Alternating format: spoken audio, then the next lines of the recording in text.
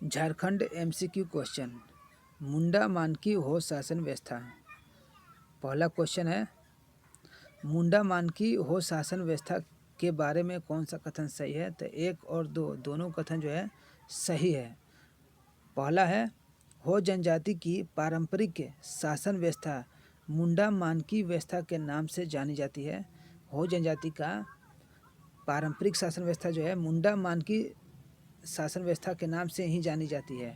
और हो जनजाति मूलतः मुंडा जनजाति की ही एक उपशाखा है। जो हो जनजाति है मुंडा जनजाति की ही जो है एक उपशाखा है। अतः मुंडा और हो जनजाति की पारंपरिक शासन व्यवस्था थोड़े से अंतर के साथ जो है मुंडा मानकी ही कहलाती है। क्वेश्चन नंबर 2, मुंडा मानकी हो शासन व्यवस्था के बारे में कौन सा कथन सही है? तो चारों कथन सही है। तो पहला है, मुंडा जो है ग्रामीण शासन व्यवस्था का प्रमुख होता है और यह जो है प्रशासनिक और न्यायिक कार्य संपन्न कराता है। गांव में प्रशासनिक और न्यायिक कार्य कौन देखेगा? तो मुंडा। और यह जो ग्रामीण शासन व्यवस्था का प्रमुख है। और दूसरा है डाकुआ जो है यह मुंडा का सहयोगी है तथा मुंडा के निर्णय मुंडा जो है निर्णय देते हैं और उनके आदेशों को जो है गांव तक पहुंचाने का कार्य जो है डाकुआ करता है। और थर्ड है दिउड़ी। यह जो गांव के धार्मिक प्रमुख व्यक्ति होता है जो पूजा पाठ कराता है, पर्व त्यौहार कराता है, शादी विवाह, ये सब जो धार्मिक कार्य जो है दिउड़ी करता है। और चौथा है यात्रा दिउड़ी। यह जो है दिउड़ी का सहायक होता है और यह भी जो है धार्मिक कार्य संपन्न कराता है। क्वेश्चन नंबर 3 है, मुंडा मानकी हो शासन व्यवस्था के बारे में कौन सा कथन सही है? तो एक और दो दोनों कथन सही है। पहला है, परहा स्तर पर जो है 1520 गांव जो है मिलाकर जो है एक पंचायत का निर्माण किया जाता है। हो जनजाति में परहा स्तर जो है किसे कहा जाता है?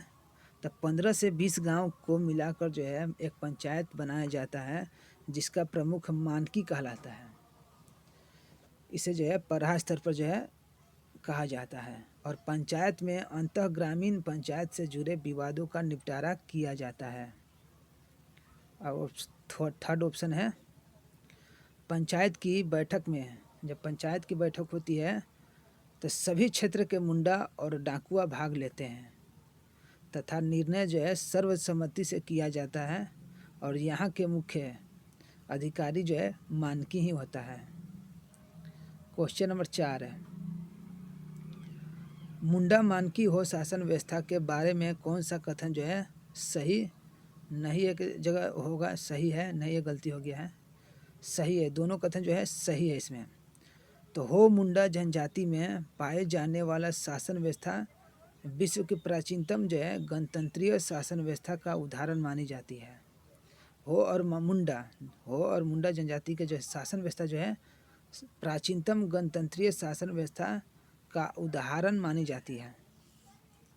और हो जनजाति की शासन व्यवस्था 2 स्तरों पर विभाजित है। पहला ग्राम और दूसरा परहा। एक है ग्राम स्तर और दूसरा जो है परहा स्तर पर। क्वेश्चन नंबर 5 है, मुंडा मानकी हो शासन व्यवस्था के बारे में कौन सा कथन सही है? तो सभी चारों कथन जो है सही है इसमें। पहला है, आरंभ में मुंडा मानकी द्वारा किसी प्रकार की लगान वसूली का कार्य नहीं किया जाता था। जब शुरू में जब मुंडा और मानकी का शासन चलता था उस समय जो है कोई जो है लगान नहीं लिया जाता था। ऑप्शन नंबर 2 है, नागवंशी राजाओं ने मुंडा मानकी की सहायता और जागीरदारों की मदद से जो है लगान वसूली का कार्य जो है स्टार्ट कर दिए थे। जब मुंडा मानकी थे तब कोई लगान नहीं लिए, लेकिन जब नागवंशी आए तो जमींदारों की और मुंडा मानकी के सहयोग से, मुंडा मानकी के ही सहयोग से और जागीरदारों के सहयोग से जो है टैक्स लेने लगे थे। मुंडा मानकी नहीं लेते थे, लेकिन जब नागवंशी आए तो यह मुंडा मानकी की सहायता से जो है टैक्स लेने लगे थे। 1793 में स्थायी बंदोबस्त लागू होने के बाद इस क्षेत्र के लगान जमींदार वसूलने लगे तो कई प्रकार से हो जनजाति का जो है शोषण करते थे। 1833 में विलिकंसन रूल के द्वारा अंग्रेज ने इस क्षेत्र में फिर से जो है मुंडा मानकी व्यवस्था को पुनर्बहाल किया था। तो 1833 में विलिकिंसन ने मुंडा मानकी व्यवस्था जो है फिर से लाया था। 1833 में विलिकंसन ने मुंडा और मानसन जो है दोबारा लाया था। अब है मुंडा शासन व्यवस्था। मुंडा शासन व्यवस्था, पहला क्वेश्चन है मुंडा समाज में गांवों का मिश्रित रूप क्या कहलाता है? तो परहा कहलाता है। मुंडा समाज में गांवों का मिश्रित रूप जो है क्या कहलाता है? तो परहा। क्वेश्चन नंबर 2, मुंडा शासन व्यवस्था के बारे में कौन सा कथन सही है? तो 1 और 2 दोनों कथन जो है सही है। मुंडा जनजाति द्वारा जंगल साफ कर जो है बनाई गई खेती योग्य भूमि पर सभी लोगों का सामूहिक अधिकार होता था। जब मुंडा शासन व्यवस्था के समय जो है मुंडा जो है जंगल काट कर जो है खेती के लिए जो है ज़मीन बना दिए, तो सभी के लिए सामूहिक अधिकार था, किसी एक का नहीं था। ऑप्शन नंबर 2 है जिसमें मूल गांवों को खूट कहे जाने के कारण मुंडाओं में खूटकट्टी प्रथा विकसित हुई और यहीं से जो है गणतंत्रीय प्रणाली भी जन्म ली थी। खूटकट्टी व्यवस्था जो है मुंडाओं में थी। खूटकट्टी प्रथा विकसित कहाँ हुई थी? तो मुंडाओं के समय। क्वेश्चन नंबर 3 है मुंडाओं के ग्राम पंचायत को क्या कहा जाता है? तो हातू कहा जाता है।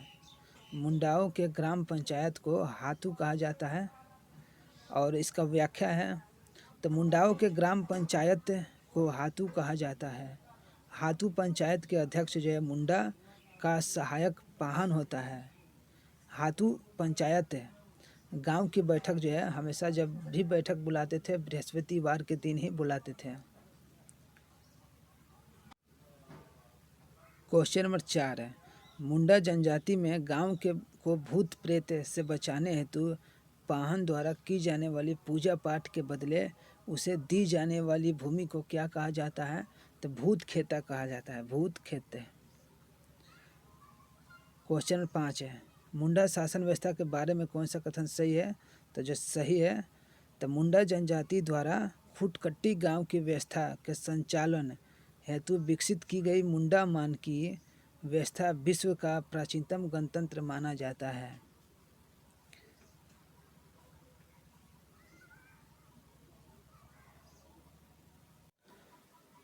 ऑप्शन नंबर 2 है दरअसल खूटकट्टी गांवों में प्रशासनिक व्यवस्था के संचालन के लिए खूटकट्टी पंचायत की स्थापना की गई, जिसका प्रमुख जो है हातू मुंडा कहलाता है। खूटकट्टी पंचायत का प्रमुख जो है हातू मुंडा कहलाता है और खूटकट्टी गांवों को मिलाकर एक परहा पंचायत बनाई जाती है, जिसका प्रमुख जो है मानकी होता है। सभी जो खूटकट्टी गांवों को मिलाकर एक परहा पंचायत बना दिया जाता है और उसका प्रमुख जो है मानकी कहलाता है और इसी कारण इस व्यवस्था को मुंडा और मानकी व्यवस्था के नाम से जाना जाता है। क्वेश्चन नंबर 6 है मुंडा शासन व्यवस्था के बारे में कौन सा कथन सही है? तो 1 और 3 सही है। पहला है मुंडा जनजाति की पारंपरिक शासन व्यवस्था मुंडा शासन व्यवस्था के नाम से जानी जाती है। और जो गलत था कि झारखंड में मुंडा जनजाति का प्रवेश जो है 800 BC में हुआ था, तो ये गलत है। 600 BC में हुआ था। झारखंड में मुंडा जनजाति कब आए थे? तो 600 BC में आए थे। और थर्ड है तो मुंडाओं के घनी आबादी वाले गांवों को जो है किली कहा जाता था। जहाँ मुंडा घनी आबादी के गांव में जहाँ मुंडाओं की आबादी जहाँ घनी थी उसे जो है किली कहा जाता था। क्वेश्चन नंबर 7 है मांझी परगना शासन व्यवस्था में यौन अपराध के दी जाने वाली सजा क्या कहलाती है? तो बिटलाह कहलाती है। क्वेश्चन नंबर 8 है मुंडा शासन व्यवस्था के बारे में कौन सा कथन जो है सही है? तो 1 और 2 दोनों कथन सही है। तो ग्राम स्तर पर मुंडा जनजाति में मुख्यतः किली गाँव में जो है ग्राम पंचायत का गठन किया जाता था और मुंडा किली गांव का प्रमुख होता था तथा इसका पद जो है वंशानुगत होता था। क्वेश्चन नंबर 9, निम्नलिखित में से कौन सा कथन जो है सत्य है? तो 1 और 2 दोनों कथन जो है सही है। मुंडा झारखंड की एक प्राचीनतम जनजाति है जो छोटा नागपुर के पठार पर जो है निवास करती है। मुंडाओं के शासकीय व्यवस्था के अंतर्गत खुटकट्टी गांवों का स्थान जो है प्रथम होता है। मुंडाओं के शासनीय व्यवस्था के अंतर्गत जो है खुटकट्टी गांव जो था इसका स्थान जो है प्रथम होता था।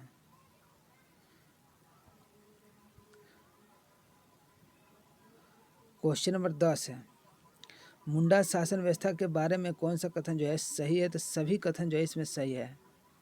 तो खूंट स्तर पर मुंडा जनजाति के पारंपरिक गांव जिसे खूंट गांव कहते थे अखरा सरना शासन जैसे केंद्र होते थे। और 2 ऑप्शन है, हाथू मुंडा सामान्य रूप से खुटकट्टी गांव का प्रमुख माना जाता है। दरअसल हाथू का अर्थ जो है गांव है और मुंडा का अर्थ जो है प्रमुख होता है। हाथू का अर्थ जो है गांव होता है और मुंडा का मतलब जो है प्रमुख होता है।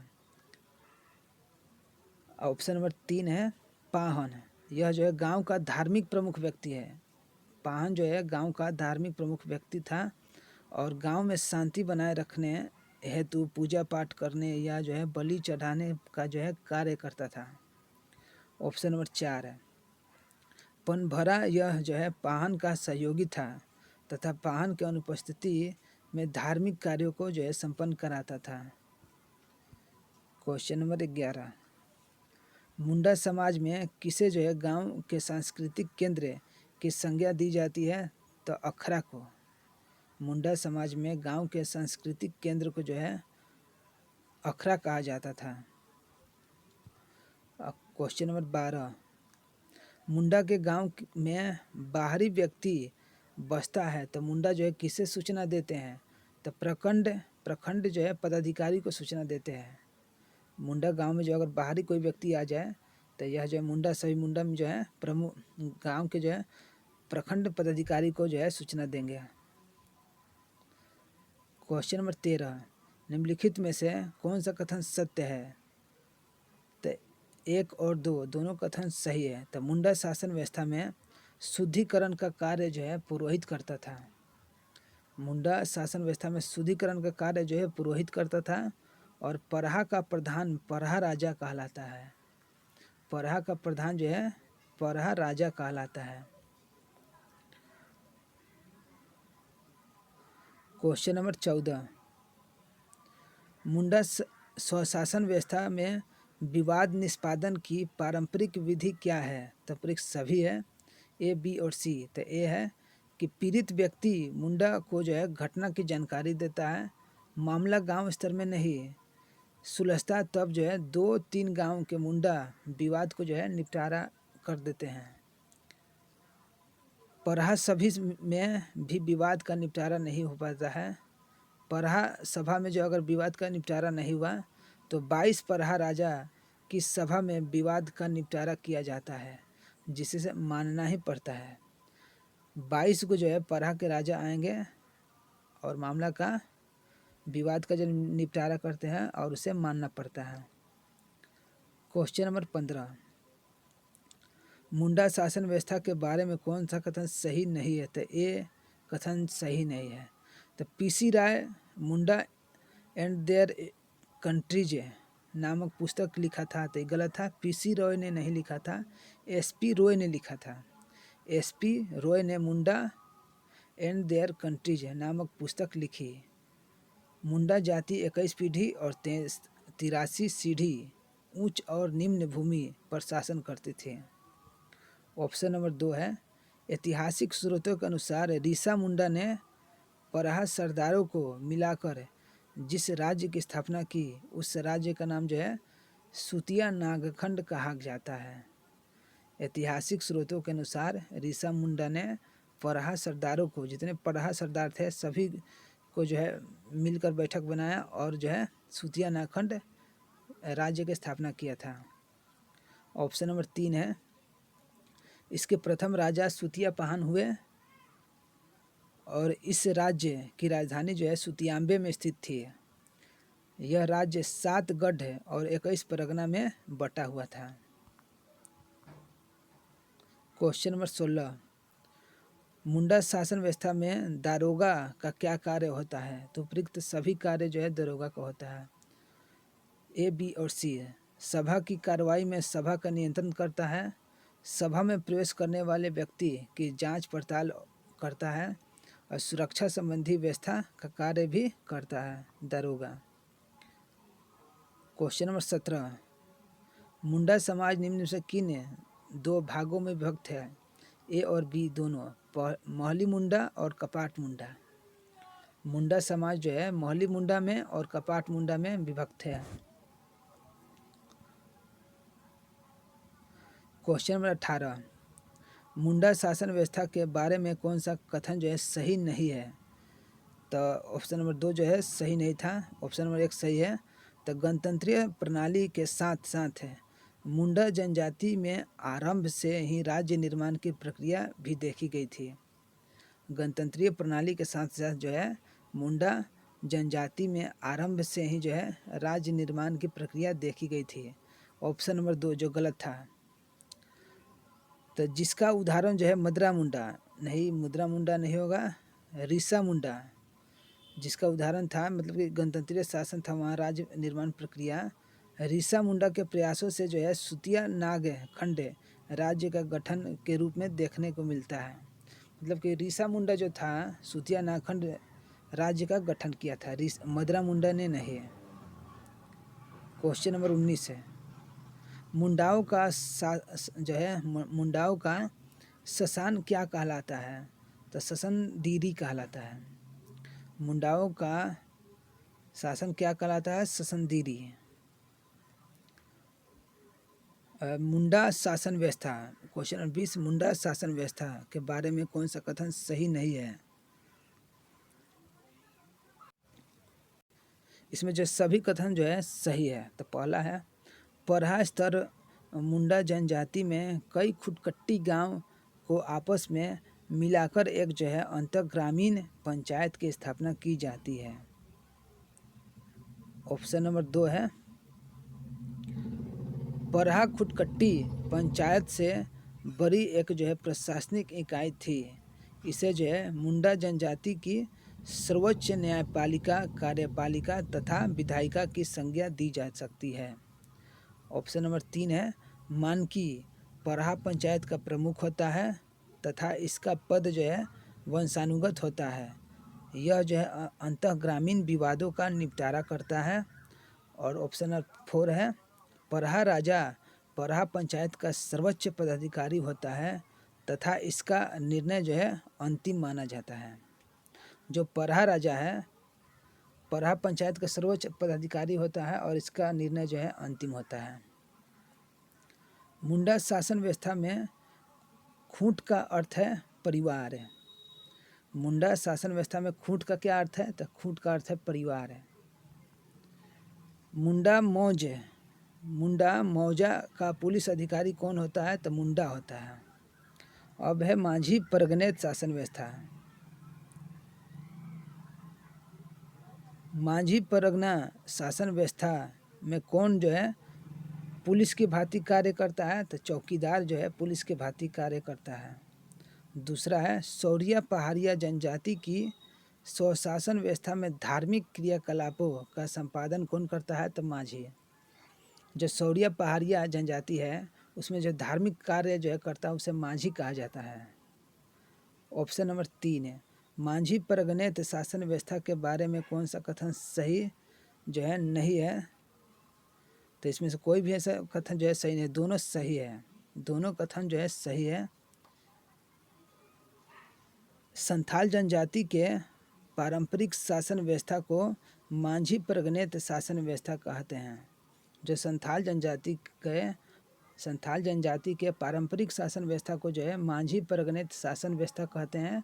और संथाल झारखंड की सबसे बड़ी जनजाति है। इनका जो है मुख्य निवास संथाल परगना क्षेत्र रहा है। क्वेश्चन नंबर 4, संथाली समाज में सबसे बड़ा सामाजिक अपमान किसे माना जाता है? तो चूल्हा का टूटना। संथाली समाज में सबसे बड़ा सामाजिक अपमान जो है चूल्हा का टूटना, इसको मानते हैं। क्वेश्चन नंबर 5 है, मांझी परगनेत शासन व्यवस्था का मुख्य उद्देश्य क्या है? तो सभी है। तो समाज में एकता, सुरक्षा तथा शांति बनी रहे, बाहरी खतरों से लोगों को सुरक्षित रखना और खतरों से लोगों को सुरक्षित रखना है।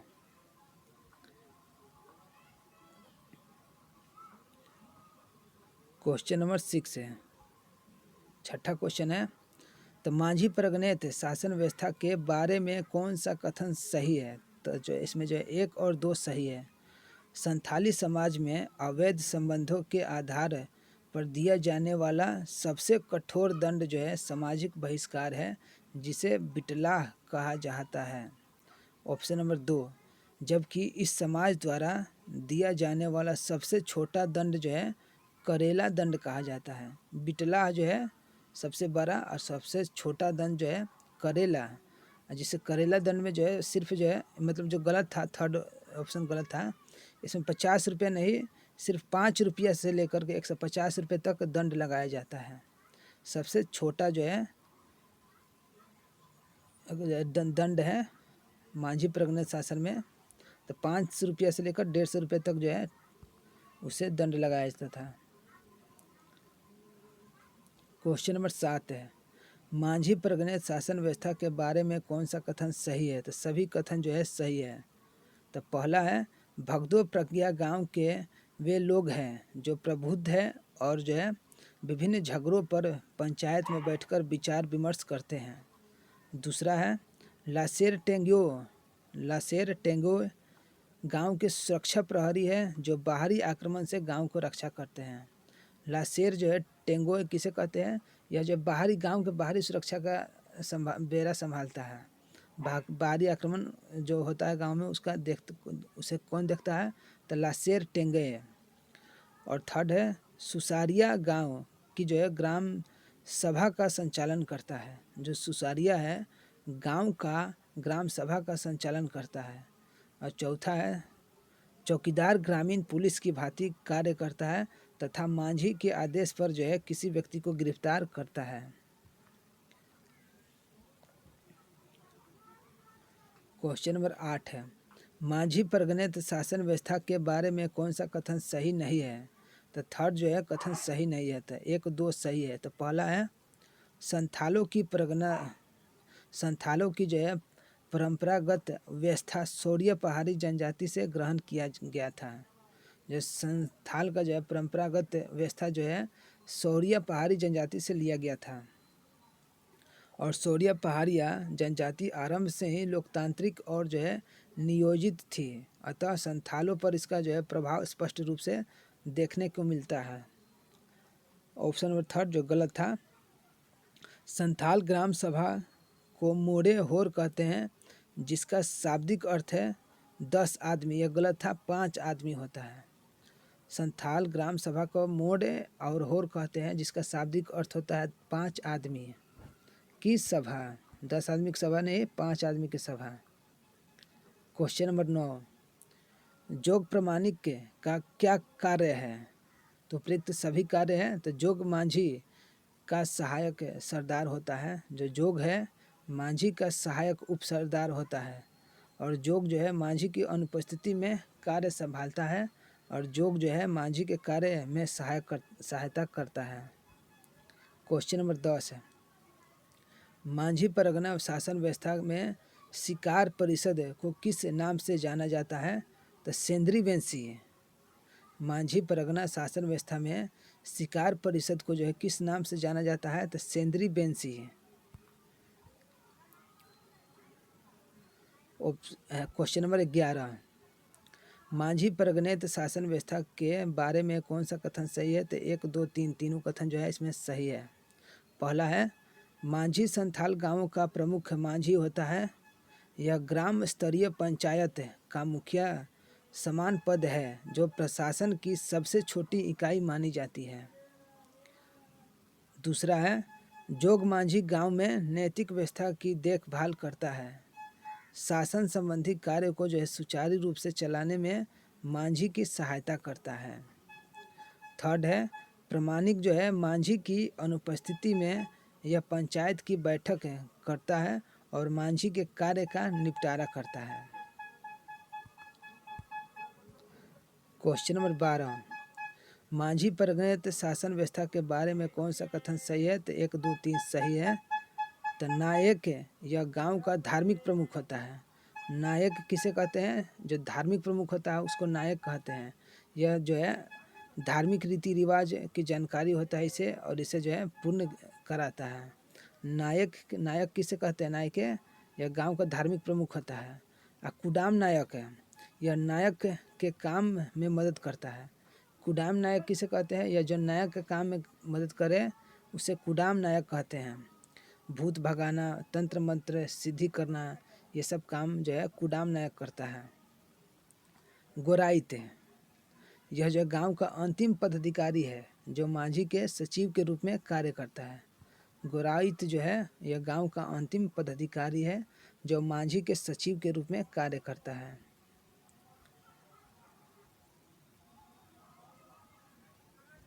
क्वेश्चन नंबर 13, मांझी परिगणित शासन व्यवस्था के बारे में कौन सा कथन सही नहीं है?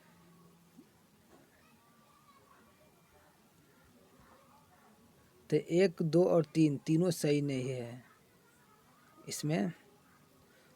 तो पहला है देश जो है मांझी प्रशासन संथालों में परंपरागत शासन व्यवस्था के अंतर्गत दूसरे स्थान पर देश मांझी प्रशासन आती है। यह जो है 3 से 7 गांव नहीं 5 से 8 गांव मिलाकर जो है गठित हो जाती है, जिसका प्रमुख जो है देश मांझी कहलाता है।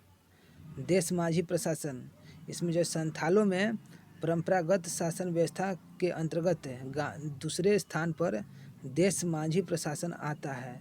यह जो है 5 से 8 गांव को मिलाकर गठित की जाती है, जिसका प्रमुख जो है देश मांझी कहलाता है। और ऑप्शन नंबर 2 है देश मोर संथाल लोगों में 3 से 7 गलत है। 3 से 7 गांव गलत है, यहाँ भी 5 से 8 गांव होगा।